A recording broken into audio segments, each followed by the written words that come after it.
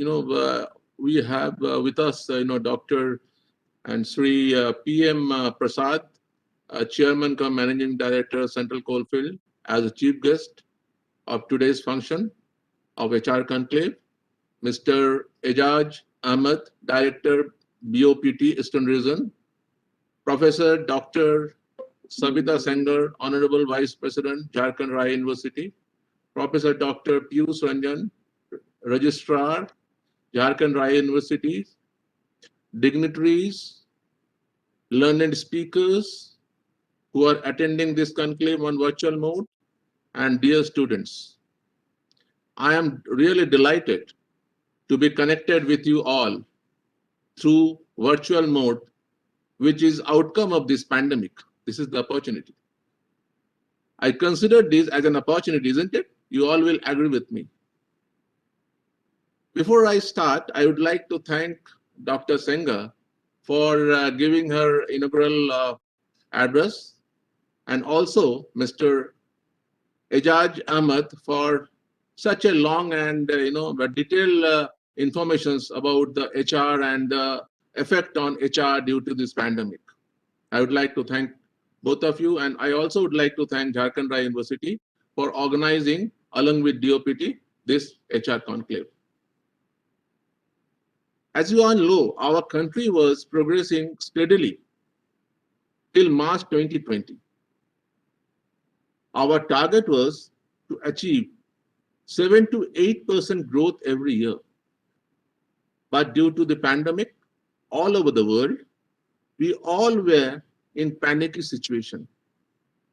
Why? Because COVID-19 brought immediate halt to many business activities across the globe, as several countries had to shut down their manufacturing activities post COVID, and also now the ports were closed down, airports were closed down, domestic transportation we had problems, and then everybody imposed this lockdown, leading to disturbance in business and civil life. India took several measures to control the spread of imposing longest lockdown in the world to cushion the scarce availability of health care resources. The enormity of the lockdown affected manufacturing activities and supply chain, disrupting overall economy and shaken the global manufacturing industries. While India recovered fairly from first wave, the second wave has hit the country the hardest in terms of fatalities. The second wave has led to further deterioration due to the lockdown imposed by the state separately, impacting the economy while putting several restrictions in place on key businesses. The complete lockdown and partial lockdown definitely impacted both demand and supply side on the manufacturing sectors. The manufacturing industries are affected in several ways due to the pandemic, leading to low-scale operations and eventually a negative impact on production volumes. This has adversely affected the turnover and revenue. The downturn in the economic activities and the overall slowdown in production caused employment loss. I just would like to inform you all that till today, millions of people lost their job because of lockdown, because of closure of the industries, because of the closure of the activities. So this is a really alarming situation for all of us. You know, everything dependent on consumption. Because of the pandemic, because of the lockdown, consumption dropped. And when the consumption dropped, that means when the demand dropped, the supply also got affected. Hence, what happened? The industrial sectors, they had to restrict their production.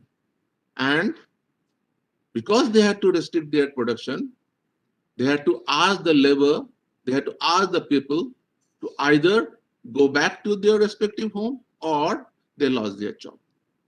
This is exactly what had happened for the manufacturing industries. If you see the index of industrial production, it failed out. It dropped drastically and it is 9.6 negative this year. If you see 17-18, it was positive 4.6, 18-19, it was positive 3.9, 19-20, it started dropping. That means, immediately after the pandemic, the index of industrial production dropped. That means core businesses also got affected. The industries could not import their material. They could not import heavy equipments. As a result, their manufacturing facilities, their manufacturing capabilities dropped. And they were critically affected. Their production was critically affected. India's manufacturing sectors had gone through various phases of development in recent times. As I was telling you, India started off very well, but then 2020 March, we had to put a break. So the sector, this manufacturing sector itself is a 16 to 17% of GDP and provides employment to around 20% of country's workforce. This is enormous. And the people lost their job because of the closure of the industries. Now, during this pandemic, Mr. Ijaz Ahmed very elaborately explained about the effect on industrial activities also. But then I will just be touching a very just to inform you how we got affected in the industrial sectors. There are a couple of areas actually we got affected is the capacity underutilization because of the closure of the industries, because of the drop in the demand. Labor shortage. What happened, after first wave, the laborers, after first wave, they started coming back to their respective factories. But then second waves, they again went back. And because of that, the industrial activity that started after first wave again had to stop their operation. So there was a shortage of labor. So labor shortage was there. This affected the industrial production. Weaker demand, as I explained to you, that the demand dropped because the people, they started earning less money, and then how they can purchase, even the industrial activities dropped, demand drops, everything dropped. So the weaker demand also pushed the industrial production to the backbench. Then special regulatory restrictions were also imposed. Liquidity crunch, because of the production drop and because of the industrial activity, because of the pandemic, the production dropped, and because of that, liquidity crunch. Supply chain disruption resulting in raw material shortage. The industries, even if they wanted to start their operations, they were not getting the material. As you know, then they had placed order on China. They had placed order on any European countries for their component, for their parts, which they were not getting. When they were not getting those components, they had to close down their operation, and as a result, what happened? They also got affected. So the supply chain also got disrupted. The supply chain are disrupted, stopping the flow of materials, intermediate parts, and finished goods. Assembly lines are forced to halt or curtail operations because of lack of workforce and parts. I'll just give you an example of Heavy Engineering Corporation. Okay. Now, Heavy Engineering Corporation is a manufacturing sector, and they are depending on supplies from many places. They depend on the coal, they depend on oil, they depend on a number of components, parts, nickel, lot of materials, and then they were not getting those materials because of the supply chain problem. So they had to curtail their production, and they got they got hit by this. The India's manufacturing sector, they really got hit because of the supply chain management. Even employees' health is a serious concern, and physical interaction is risky. Now, in any sectors, when you have already got the layout of the plant, now you know that the people will be standing on each equipment and they will be working. But because of this social distance and all, they were asked to stand separately, and that also got affected. Their health also got affected. The sweeping disruption has brought attention to some of the major challenges facing the sectors and has highlighted the need to boost supply chain resilience, speed up production, and make products with high degree of precision. Now, the challenge is on industry. They have to reduce their cost. They have to be more efficient, and they have to be more efficient in delivering their component. They have to be more efficient in terms of delivery, in terms of meeting the commitment. So there is a challenge to the industrial sectors. Due to the associate economic uncertainty, there is pressure on manufacturing industries to improve efficiency and to bring down their cost. The COVID-19 pandemic has clearly emphasized the role of technology in business continuity. The technology has to play a major role if you have to bring down their cost. If you have to bring down their cost because of the labor problem and all those things are there, you have to depend on technology. So what are those technologies? You have already seen, how the industries are adopting this technology. The digital technology has enabled business to retain sense of normalcy by substituting the bits of online collaboration of physical office and interactions. There are a number of emerging technologies such as artificial intelligence, digitization, and machine learning, which can transform the manufacturing industry to march forward towards automation. Focusing on automation and targeting areas of economy likely to grow can help companies to move forward. Not only has the pandemic changed norms to remote workforce, but it will also accelerate the shift to digital manufacturing. Technology like 3D printing can be pursued more aggressively now. 3D printing has proven to be a valuable technology to rapidly convert designs to finished products. Importantly, manufacturers should move their systems and data to the cloud as quickly as possible. Cloud-based solutions enable manufacturers to scale their cost to their revenues, achieving tighter demand-supply agility and financial health. The pandemic has sped up the shift from global to more local economies and provide opportunities to those who can adopt it quickly. Now, our honorable Prime Minister, announced this Atmanirbhar Bharat, self-reliance. So what does it mean? We were depending on supplies from other countries. As a result, our industrial sector got affected.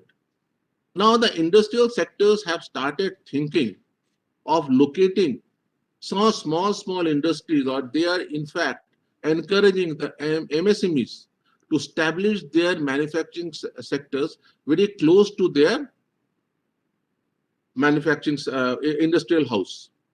So what will happen? They will not be facing any problem for their parts, components. Just take example of Maruti, how it is operating. They have got a lot of suppliers around them. So they are not facing any problem so far as the parts or components are concerned. But many industrial houses, they are. So the best part is to locate your MSMEs, locate the small industrial hub very close to your industrial place. See, there are two advantages. One is, so these will be a very linear sort of facilities. It will not be taking much of space. Even you can change the production line as quickly as possible. And you need not to depend on anybody. You have got the your supplier next to your door. You can go down, discuss with them. If you have got any R&D facilities with you, you can even discuss with them. You can even develop your products. So that is the advantage. That is the opportunity we have to grab. The automation, which can help protect workers' health by minimizing contact with one another, may also help companies to reduce labor cost further down the line. So labor cost also will be reduced due to automation. Unfortunately, many of the students are here, they are listening. They are thinking that if automation comes, if artificial intelligence comes, there is likely to be loss of job. No, it's not like that. When computer came, early 80s, all people started thinking that this is a machine which is going to take our job out. But then you see, whether any job got lost? No. So even if we bring this automation and digitization, nobody is going to lose their job. On top of it, they are getting opportunity to reskill their skill. So that means they have to reskill them. That is the opportunity. Whatever you have learned in the university or you have learned in the company or industry, you have to reskill yourself. That is the call of the day, and that is the opportunity. Now, in many of the companies, in the many of the, I do not know whether it is happening in India or not, but in many of the company abroad, they are giving, pay off leave with pay, leave to their employees. They are asking them to go and reskill them for that particular technology, and they are going and then getting the technology and coming back. So actually, this here, because a lot of industrial people are also sitting here, probably observing and listening, and academia definitely we are with the Jharkhand Rai University. There is a demand, and that also the DOPT is also there. There is a demand to change the vocation training and skill development program. There is a demand. So the industry and academia should work together. That whatever development is happening in the industry, immediately it should be translated to the academia, and the curriculum should be developed based on that. Then only the things will improve. No doubt, introduction of state-of-art technology, the manufacturing will become linear and more automated. Manual and repetitive jobs most likely will be taken over by robots, leading to higher standardization. But in India, we will have to trade off between these two. That means we have to trade off between automation and traditional technology. So what is my suggestion is we should go forward with the traditional one. In the same time, we can adopt our automation and start reskilling ourselves. This is going to be the beneficial for all of us. Because even when the pandemic subsides, let us remember that even if it subsides, it will leave behind a changed economic landscapes for manufacturers and their customers. So that we have to keep in mind. This is going to be there. The effect is likely to be there, and then we have to gear up. The industrial output is likely to go up. It has to adopt the technology, and then as early as possible, as we say that the industrial people should be should sense the urgency, and based on their sense, they should adopt and implement as early as possible. And the technology is the call of the day, as again I am repeating this again. So before I conclude, I would like to advise all youngsters to give more thrust to research and development, innovation, skill upgradation, digitization, and automation. That is what I just would like to convey my thoughts and feelings with all the students who are attending. And many thanks once again for giving me this opportunity. Thank you very much.